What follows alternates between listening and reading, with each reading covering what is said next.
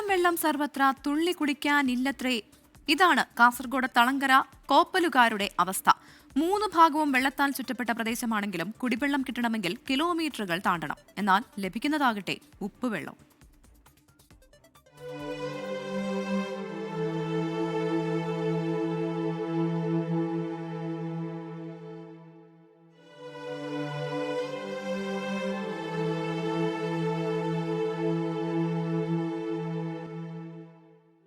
പതിനേഴ് കുടുംബങ്ങളാണ് തളങ്കര കൊപ്പലുന്നതിയിലുള്ളത്. ഇവരെല്ലാം ഒരുപോലെ ചോദിക്കുന്നത് കുടിവെള്ളത്തിന് എന്തു ചെയ്യുമെന്നാണ്.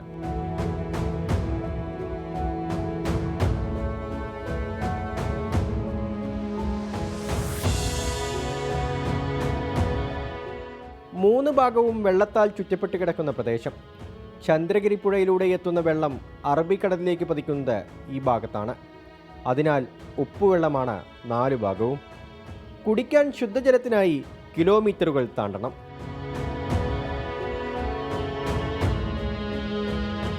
ബുദ്ധിമുട്ടുണ്ട്.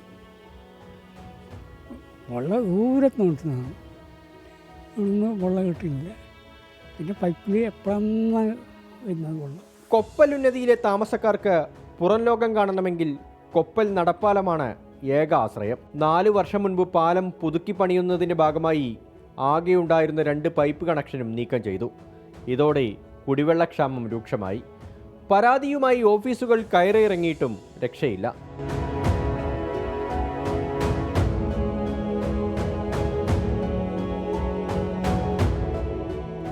നല്ലോണം ഇറങ്ങിയാൽ നല്ലോണം വെള്ളത്തിൻ്റെ ബുദ്ധിമുട്ടുണ്ട്. പിന്നെ പൈപ്പുണ്ട്, അതിൽ വന്നാലായി ഇല്ലെങ്കിലും ആയി. അവർക്ക് വരും, ഇല്ലെങ്കിലില്ല. കംപ്ലൈൻറ്റ് കുറേയായിട്ട് കംപ്ലൈൻറ്റ് എഴുതി കൊടുത്തിട്ടുണ്ട്. ഓരോരോ വന്നിട്ട് നോക്കിയിട്ട് പോകുന്നല്ലാതെ അതിനൊരു എന്ത് നടപടി എടുത്തിട്ട് ഇതുവരെ. പട്ടികജാതി വിഭാഗക്കാരായ 100ഓളം പേരുടെ കുടിവെള്ള പ്രശ്നത്തിന് പരിഹാരം കാണണമെന്ന ആവശ്യം കളക്ടറുടെ ശ്രദ്ധയിൽപ്പെടുത്തിയിട്ടും നടപടി ഉണ്ടായില്ലെന്നാണ് പരാതി. 53 ലക്ഷം രൂപ ചെലവിട്ട് നിർമ്മിച്ച ഇരുമ്പുപാലവും തുരുമ്പെടുത്ത് നാശത്തിന്റെ വക്കിലാണ്. 24 കാസർഗോഡ്.